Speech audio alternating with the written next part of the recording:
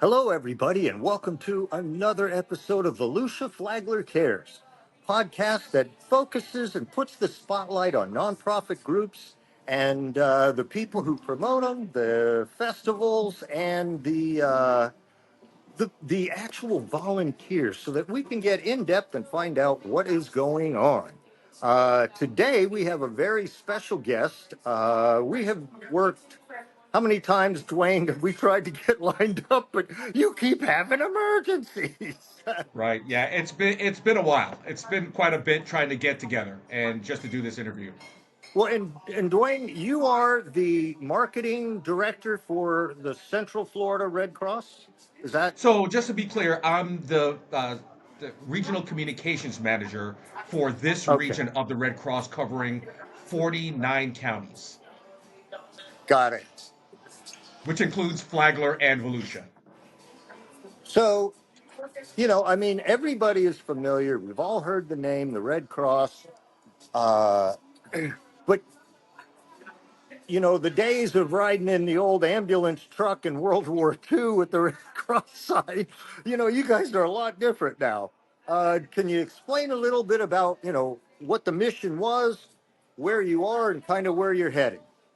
Right. Now, Kelly, as you explained, it's a lot different, but the mission stays the same, right? So, just to Okay. give a broad overview, the American Red Cross is here. The organization is here to prevent and alleviate human suffering in the face of emergencies, through the power of our volunteers, which is Right. 90% of our workforce, and the generosity of donors. So, we have um, natural disasters that happen all over the country, right? Whether it be tornadoes, flooding, typhoons, and in our part of the country, we mostly see hurricanes, right? So, Right. as an organization, we shelter, feed, and provide comfort after these disasters. And obviously, supply 40% of the nation's blood.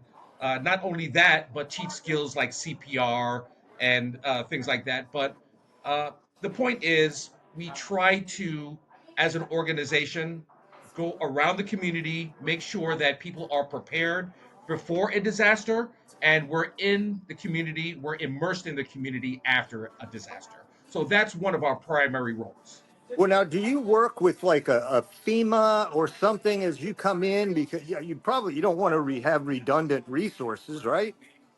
Right. So we work alongside FEMA. We have government partners, whether it be federal, local, and state partners that we work alongside, Uh but huh. we work separately from FEMA. Remember, we're a nonprofit. FEMA is a governmental agency, but we work side by side with FEMA. The point is, FEMA is there, making sure throughout the country. They have their role, but our role specifically is making sure that after a disaster, we're providing comfort and Okay. shelter to folks that are affected. Yeah. Well, I know personally of a friend of mine whose house burnt down, and the Red Cross was right there. I mean, this was like at 2 in the morning. They're there checking him into a hotel. Yeah, and that's a great point, Kelly. So we have a disaster action team throughout the state of Florida and throughout the country. Specifically, we have a group in Flagler County and Volusia counties where 24/7 they're available if something happens. You mentioned a friend of yours had a fire, unfortunately, 2 in the morning.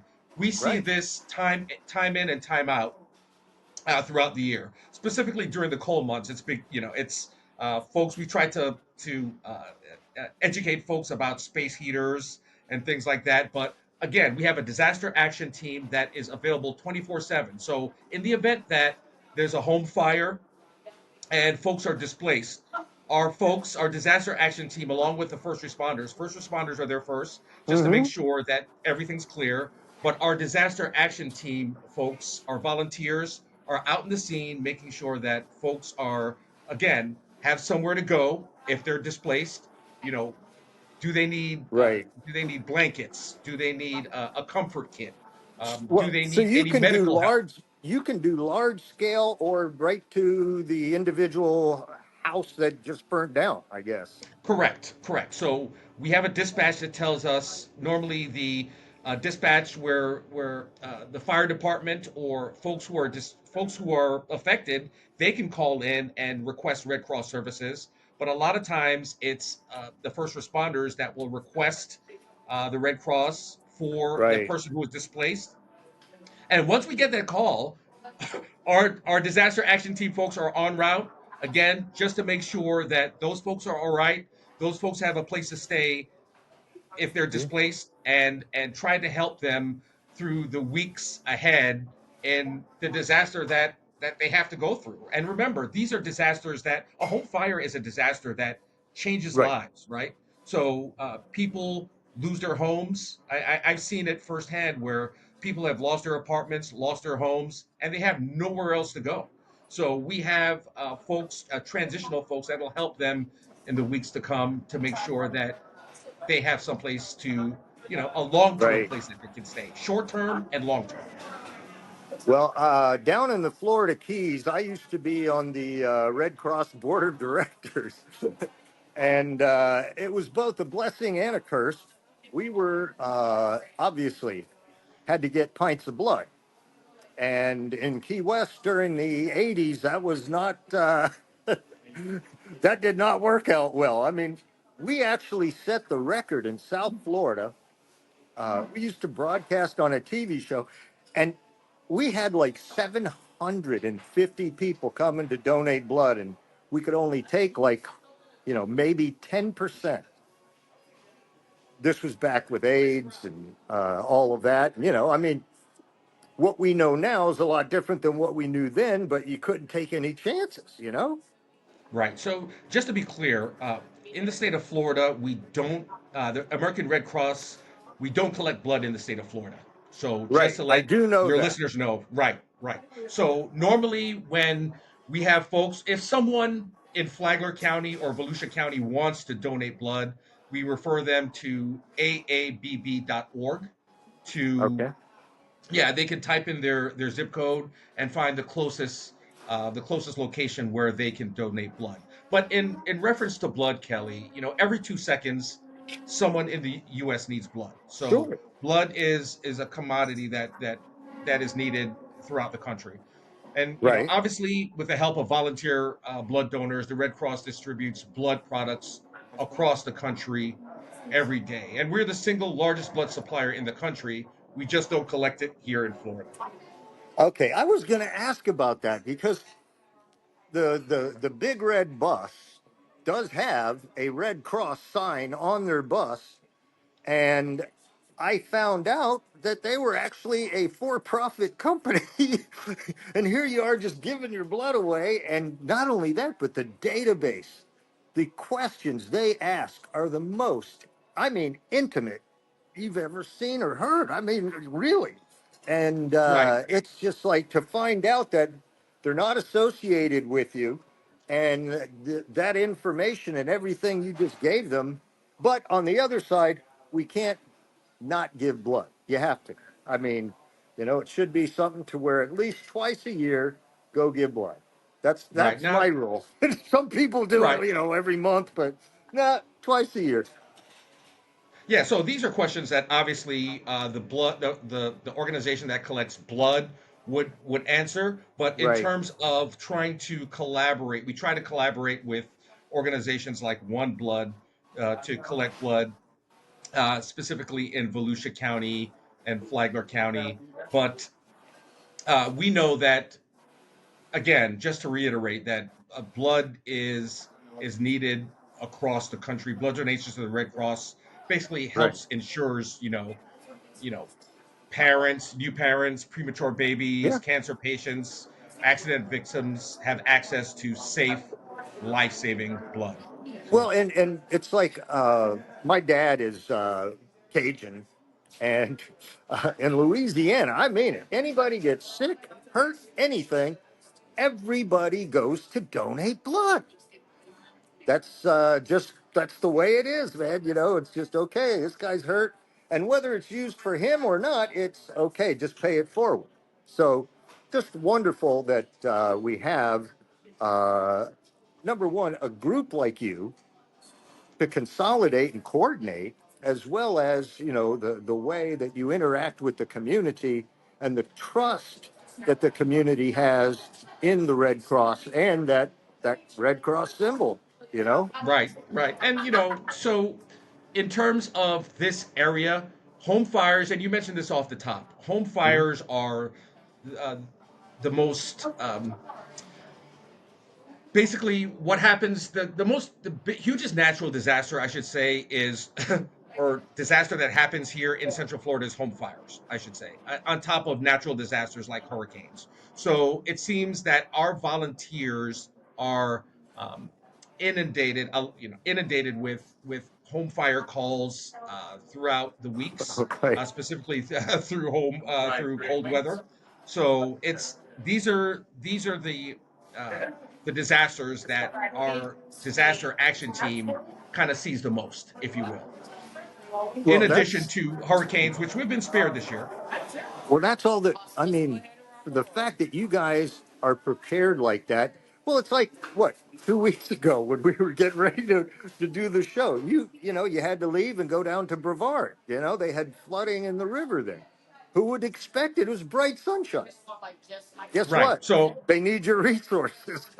right. So this is something, a great example was the Brevard and Lake County flooding that we had early in late October, early November.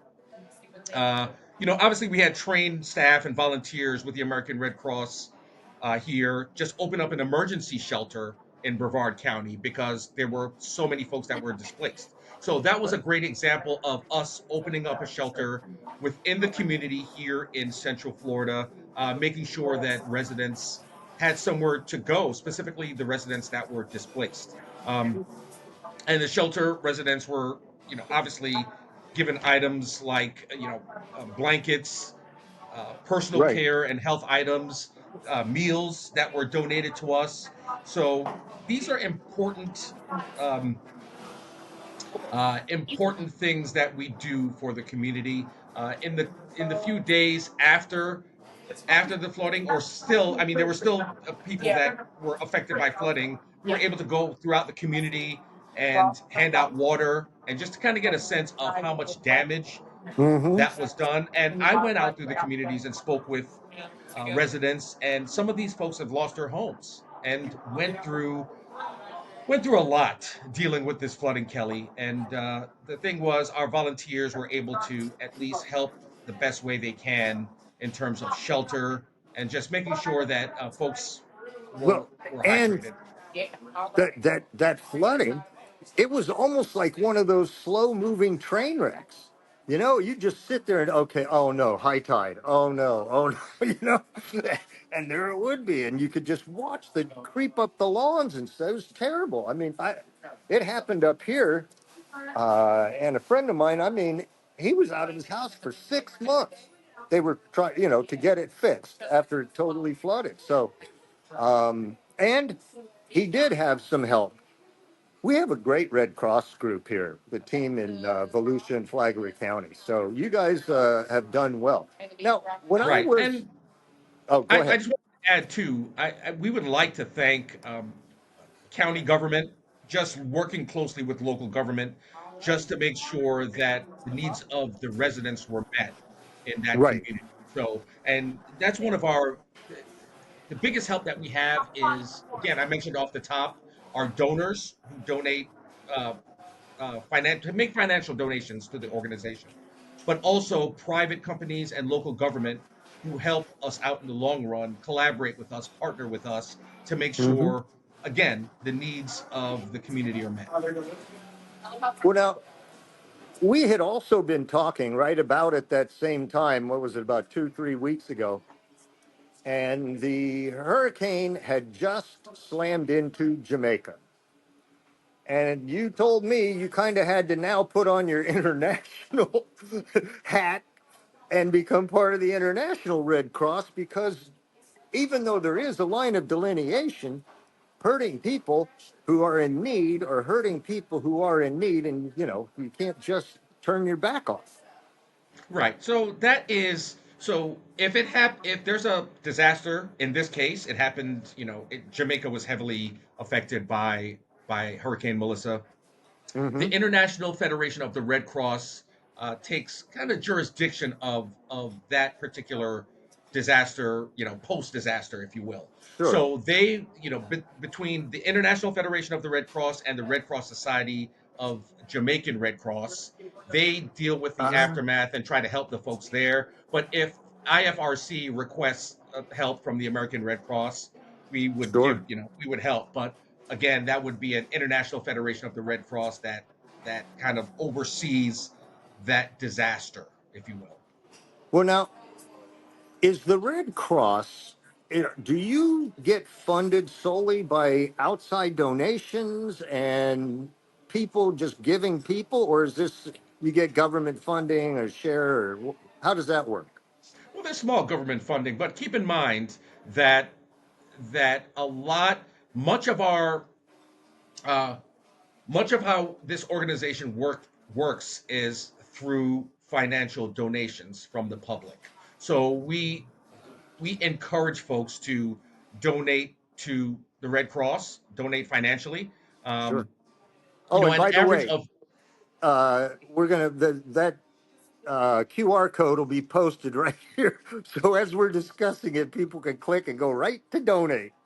Right. So if just to let everyone know, if someone wanted to donate financially, they can go on to redcross.org/donate to make a financial donation. Sure. And just a little bit of information here, an average of 90 cents of every dollar is spent in investing in providing care and comfort for those in need, specifically here in Central Florida. So just Wow. so everyone is aware. Man, that is killer. For you guys to only have a 2% operational budget, that's like nobody does that. Right. And of course, we ask folks to volunteer as well, to put Sure. on that red vest, help asking folks to help their neighbors in the event of a disaster. They can visit redcross.org/volunteer to find out how you can support your community. And keep in Right. mind too, not only would you help as a Red Cross volunteer, help folks within your community, you have the opportunity to go out to other places throughout the country to help folks affected Well, in other states. So keep in mind too, when we have a disaster here, last year we had kind of a trifecta of of hurricanes. We all remember Hurricane Debbie, Hurricane Helene, Charlie, and and yeah. Hurricane. Well, Charlie was back in the early 2000s, but last year we had three hurricanes in a row that kind of hit North Florida: Hurricane Debbie, Hurricane Helene, and Hurricane Milton.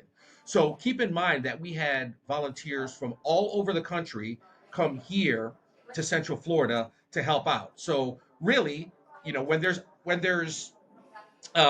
different disasters other places like Washington or Hmm. California or Maine or the Midwest, we can in turn, as Central Florida residents, as volunteers, go to other places and help those folks as they did us during the disasters we had So last it year and the typical disasters we have from year in and year out.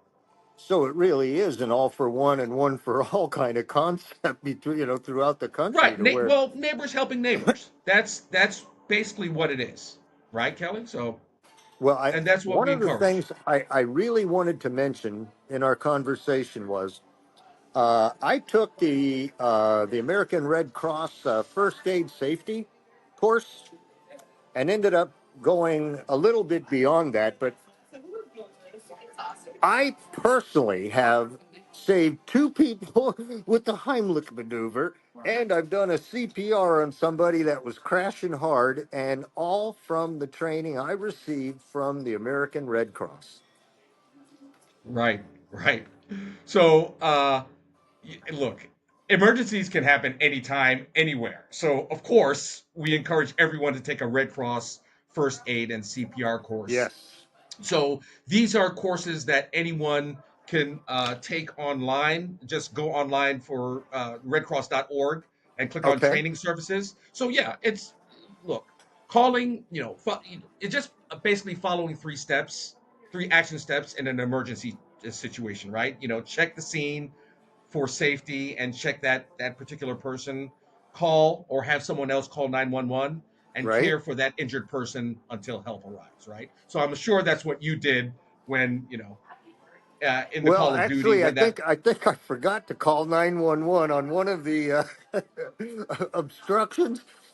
But boy, I'll tell you what. If you didn't know, a chunk of meat about this big will sail probably about 40 feet if you do the right pop with that lung. Right. Couldn't believe it. But R- he was able to breathe. right. Yeah, and again, just to reiterate, learning those CPR action steps, I mean, Yeah. would help you in the event that Well, something like that happens, because it can happen anytime and anywhere, as I mentioned. the crazy part is I was bartending, okay, Dwayne, and it was packed. It was a football game, and about five deep. And I see this guy who had been there, and he comes up and he's doing this. And I look, and somebody goes, "Oh, he needs another beer." And then I look, and a big thing of drool came out, and I start screaming, "Heimlich maneuver, Heimlich maneuver." I'm not kidding you. Everybody looked at me like I had, three heads. So I ended up slamming up the thing, go around, and right when I got to him, he was going. He was losing oxygen and, but that was where, when I said, when I finally got it, whew, that thing goes. And the Right. other one Yes. was a baby, believe it or not. And if you've never seen a baby turn blue, I swear to God, blue, for real. And just turned it over and just gave it a couple pats on the back, and it just it was just formula. And And you bring up some points there, Kelly. So in these classes, you have these trained instructors will go through scenarios where you're with an adult and you're with a child. hmm So again, there's two different scenarios that you go through to make sure that if that emergency happens, you're ready to go. If that emergency happens. sure, So if any of your listeners did want to sign up for a class, for life-saving skills such as CPR, first aid, they can learn more at redcross.org well, backslash take a class. now let me ask you. It was mandatory in my high school, but it was Red Cross volunteers that came in and taught the course and all of that, and then you got a little certification and everything. Do you Is that still the protocol? Right. You could, well, if you have a group that wants to take CPR courses or first aid, they can sign up on redcross.org backslash take a class as a group. So yes, if you have Okay, a work group, or you have a family that you want to have learn CPR, yeah. it's just a matter of going online and signing up for it. Well, how much does that cost? Uh, I can't tell you. I think it varies. You'd have to go on redcross.org, take a class to Okay, find out. sure. So it does vary from class to class. No, yeah, no matter what, it's worth it. The first life you save, and it really is. I mean it. This is for real. I have been there. I have done this. Right. Again, It's it's always good to know that, because I want to reiterate it again. Emergencies can happen at any time. well, you guys really. I mean, it's just amazing that there are people that give so much. And, I mean, I'm sure yours is a paid staff position, but I doubt that they cover all of the hours that you put in. And Right. I'm just so glad and grateful that, that we have people and teams and organizations like you to take care of us when it's the worst day of our lives. Right. So, when you're affected by a disaster of any magnitude, whether it be a home fire, a hurricane rolls through, flooding, as we saw in the past 2 to 3 weeks, no one thinks about the first 72 hours. You don't know, you're blindsided by a home fire. You don't Right. know where you're going to be. No one thinks about, okay, where am I going to be in the next 72 hours? Where am I going to sleep? Where am I going to get clothing, toiletries, Yeah. medication? And that's where our Red Cross volunteers step in. They're here to make sure that we the folks who are affected have the necessary funds for a place to stay for a couple days, replacing medication, replacing toilet, getting toiletries, clothing. Yeah. So, Right. they're there to make sure that for the next few days, the volunteers are there to make sure that the person affected for the next few days, they're comfortable. And if they need a hug, they can get that as well. Well, again, we will put up all of the different QR codes so that we can get everybody to donate, to volunteer.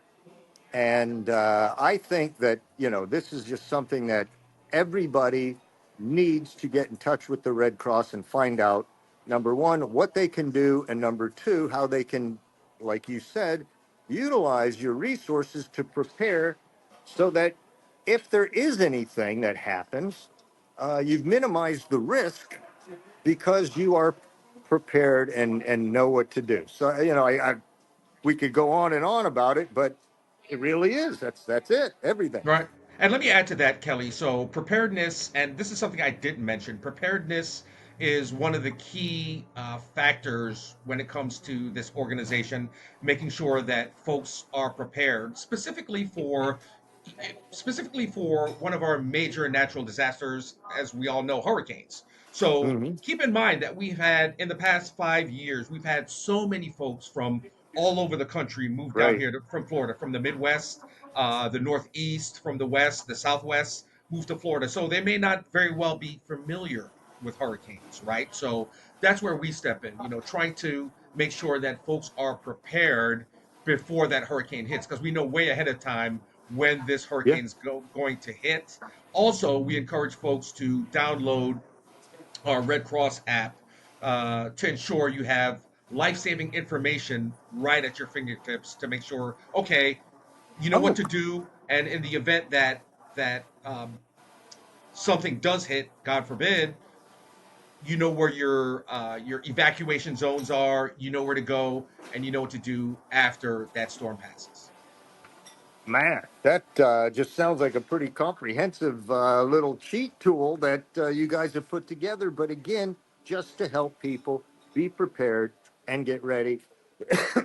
And I guess if something does happen, that they know exactly what to do. Right, and that app is redcross.org/apps for your Okay, well, like I listeners. say, we'll put up that QR code and people can just shoot a picture of it. Well, Dwayne, listen, you have just been wonderful. You've really given us a lot of information here. The most valuable, I think, is that we just need to put that link up there and let people start to interact and become a part of the service, the volunteers, the money, and everything that you guys need. So we will be. We will be providing that. Now, let me ask you this. Do you do fundraising? Yeah, we do. We have different campaigns, and we do fundraising throughout the year. At this point, um, normally we just ask folks to donate, but yes, we do fundraising in different ways. I mean, I don't want to go through. I mean, there's a lot of Right. different Well, types of just ways we get in do. touch with me, and this way, when they come up, we'll promote them and let Absolutely, everybody know. absolutely, absolutely. So, But at this all point, right. we ask folks to donate, and that's the best way to contribute to the Red Cross. Not only donate, but you can also volunteer here in Flagler County and Volusia counties. Okay. Well, we got the word out. Dwayne, I thank you so much for being on and giving of your time. And we will check in and click on the redcross.org. Talk to you soon. Thank you, Kelly. Thanks for having us.